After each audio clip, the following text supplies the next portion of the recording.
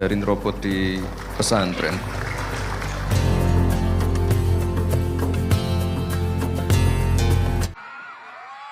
Pesantren itu sering kebayangnya adem, tenang, penuh ngaji, dan ritmenya pelan. Pagi sampai malam isinya kitab, doa, dan rutinitas yang kelihatannya nggak kemana-mana. Tapi jangan salah, di balik ketenangan itu, pesantren sebenarnya lagi berdiri di persimpangan zaman. Dunia di luar sana ngebut, sementara pesantren ditantang buat tetap jalan tanpa kehilangan arah. Zaman sekarang tuh beda. Anak muda pegang HP bukan cuma buat scroll, tapi buat kerja, cari duit, bahkan bikin teknologi. Dunia nggak nunggu siapapun siap. Kalau diem, ya ketinggalan. Di titik ini, pesantren nggak bisa cuma bertahan dengan cara lama, karena santrinya hidup di dunia yang realitasnya udah berubah total. Dulu orang mikir pesantren itu urusannya akhirat doang. Urusan dunia, nanti-nanti aja. Tapi realitanya sekarang, dunia dan akhirat itu jalan bareng. Santri juga perlu bekal buat hidup, buat bersaing, dan buat jadi bagian dari perubahan. Bukan ninggalin nilai, tapi nambah amunisi. Teknologi sering dianggap asing di lingkungan pesantren. Ada yang takut, ada yang ragu, ada juga yang ngerasa itu bukan wilayahnya. Padahal teknologi itu cuma alat, mau dipakai buat hal baik atau enggak, itu tergantung siapa yang pegang. Dan santri justru punya pondasi moral yang kuat buat ngendaliin itu semua. Anak pesantren hari ini bukan cuma ngadepin soal hafalan dan ujian kitab. Mereka juga hidup di era AI, robot, dan internet yang nggak ada remnya. Kalau nggak dikasih ruang buat kenal teknologi, mereka bakal kenal teknologi dari tempat yang salah. Dan itu jauh lebih bahaya. Pesantren sebenarnya punya modal besar, disiplin, logika kuat, dan daya tahan belajar yang luar biasa. Tinggal satu hal yang dibuka, akses ke dunia baru. Begitu pintunya kebuka, potensi santri itu nggak main-main. Mereka cepat nangkep, tekun, dan jarang setengah-setengah. Makanya, perubahan di pesantren itu bukan soal ikut-ikutan tren. Ini soal bertahan hidup di masa depan. Soal ngasih santri pilihan, bukan ngebatasin mereka di satu jalan sempit. Ilmu agama jalan, tapi wawasan dunia juga ikut gas. Banyak yang masih kaget kalau dengar santri ngomongin teknologi. Padahal itu justru tanda zaman. Pesantren yang kuat itu bukan yang menutup diri, tapi yang bisa nyaring mana yang cocok dan mana yang harus ditolak. Adaptif tanpa kehilangan jati diri. Disinilah pesantren mulai dilihat bukan cuma sebagai penjaga tradisi, tapi juga sebagai ladang masa depan. Tempat lahirnya generasi yang paham nilai tapi nggak gaptek teknologi.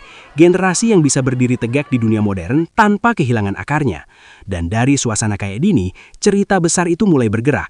Pelan tapi pasti, nggak ribut, nggak pamer, tapi langkahnya terasa. Pesantren bersiap, santri bergerak, dan masa depan pelan-pelan mulai didekati. Kalau pesantren mulai bergerak ke arah teknologi, itu nggak muncul tiba-tiba. Ada dorongan, ada arah, dan ada sinyal kuat dari atas. Di titik inilah nama Gibran mulai sering muncul. Bukan karena sensasi, tapi karena narasinya beda. Dari awal, yang ditekankan bukan sekedar pembangunan fisik, tapi pembangunan otak dan skill. Gibran berkali-kali ngomong satu hal yang sama, tapi dengan cara yang lugas. Santri jangan cuma jadi penonton di era digital. Dunia sekarang isinya AI, robot, dan teknologi canggih. Kalau santri nggak diajak masuk, ya bakal makin jauh jaraknya. Pesannya simpel, tapi nusuk. Pesantren harus ikut main. Yang menarik, dorongan ini nggak dibungkus bahasa ribet, nggak muter-muter, nggak bertele-tele. Intinya jelas, santri itu pintar, tinggal dikasih akses dan kepercayaan. Jangan diremehin, jangan dipinggirin, karena potensi santri itu gede banget kalau diarahkan. Di banyak kesempatan, Gibran selalu bawa topik yang sama. AI, robotika, blockchain. Bukan buat gaya-gayaan, tapi karena itu realita dunia kerja dan masa depan. Mau nggak mau, suka nggak suka, itu yang bakal dihadapi generasi muda hari ini termasuk santri. Dorongan ini juga bukan cuma buat pesantren besar atau elit. Pesannya nyasar ke semua pesantren. Mau di kota, mau di daerah, semuanya punya hak yang sama buat maju. Yang penting mau buka diri dan berani nyoba. Salah dikit nggak apa-apa, yang penting jalan. Yang bikin beda, ini bukan omongan musiman. Bukan muncul pas kamera nyala, terus hilang setelah acara selesai. Polanya konsisten. Dari satu forum ke forum lain, dari audiensi sampai kunjungan lapangan. Nadanya tetap sama, pesantren jangan ketinggalan teknologi.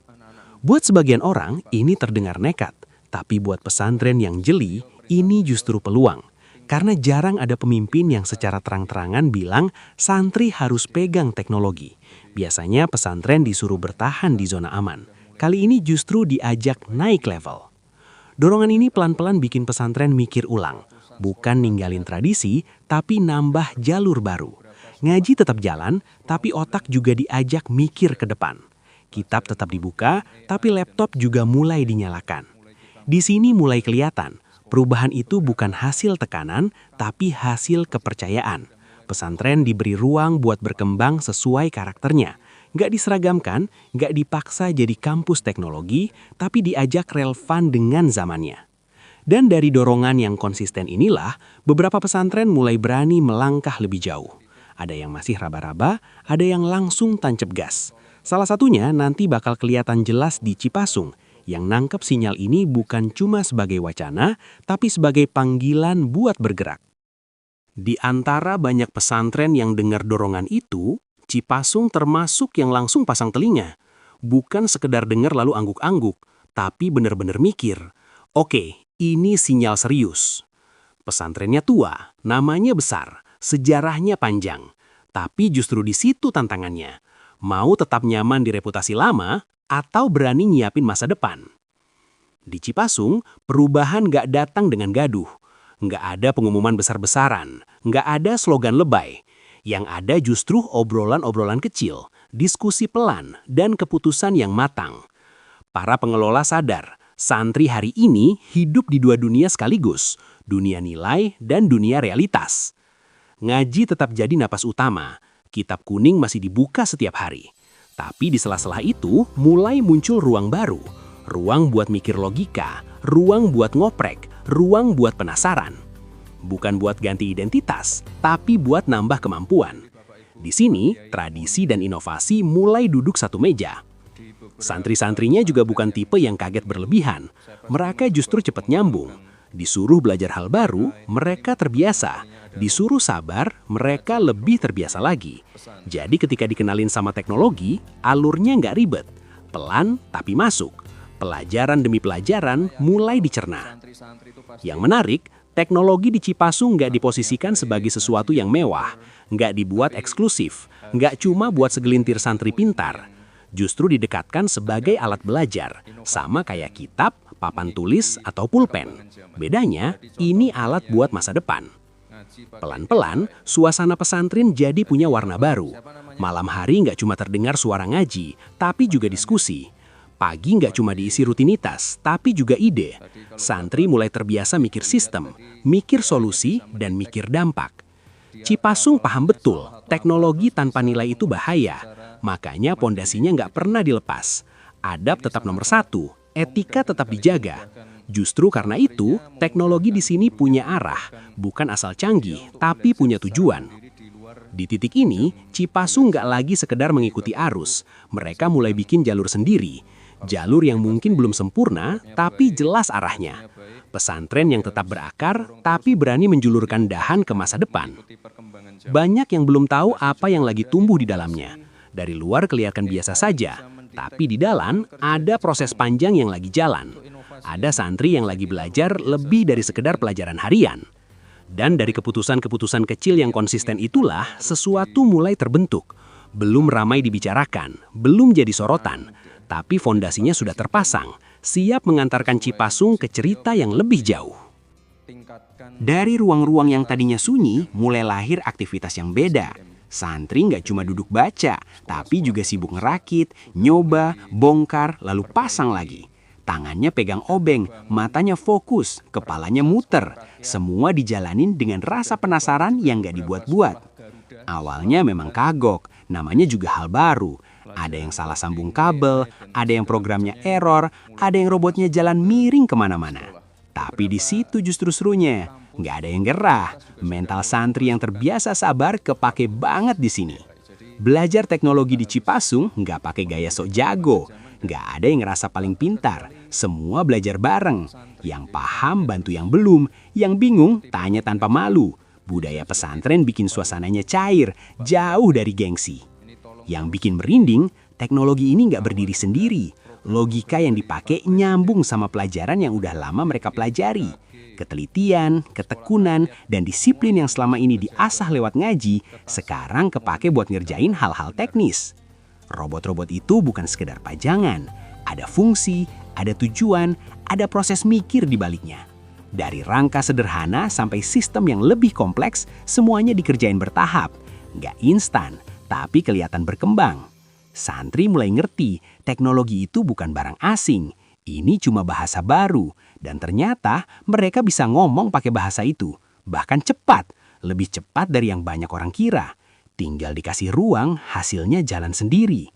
Di titik tertentu, rasa percaya diri mulai tumbuh. Bukan sombong, tapi yakin. Yakin kalau mereka juga mampu. Yakin kalau pesantren bukan tempat yang ketinggalan. Dan keyakinan itu kelihatan dari cara mereka presentasi, jelasin, dan nunjukin hasil kerja. Yang paling kerasa, suasana pesantren jadi hidup dengan energi baru. Nggak menghilangkan yang lama, tapi nambah warna. Tradisi tetap kokoh, inovasi tumbuh di sampingnya. Dua-duanya jalan beriringan. Buat santri, pengalaman ini jadi sesuatu yang nggak bakal dilupain. Mereka ngerasain langsung gimana ide di kepala bisa jadi benda nyata. Dari nol sampai jadi, dari ragu sampai bangga. Dan tanpa banyak disadari, dari tangan-tangan santri itulah teknologi mulai benar-benar lahir. Bukan dari lab mawah, tapi dari pesantren, tempat yang dulu sering dianggap jauh dari dunia masa depan. Di tengah proses yang lagi jalan itu, datanglah momen yang bikin suasana pesantren agak beda dari biasanya. Bukan cuma karena ada tamu penting, tapi karena yang datang benar-benar pengen lihat langsung, bukan sekedar lewat. Wapres Gibran hadir ke Cipasung dengan rasa penasaran yang kelihatan jelas. Nggak ada jarak kaku, nggak ada gaya formal berlebihan. Begitu masuk lingkungan pesantren, auranya santai tapi fokus. Tatapannya bukan tatapan seremonial, tapi tatapan orang yang pengen ngerti. Santri-santri yang biasanya kalem pun kelihatan deg-degan tapi antusias. Satu persatu karya santri diperlihatkan. Robot, sistem, ide-ide yang selama ini mereka garap pelan-pelan. Bukan cuma dipajang, tapi dijelasin. Cara kerjanya, fungsinya, dan proses belajarnya. Santri ngomong apa adanya, tanpa skrip, tanpa dibuat-buat. Yang bikin suasana makin hidup, responnya juga nggak dingin. Gibran nanya, nyimak, bahkan ngasih komentar yang nyambung.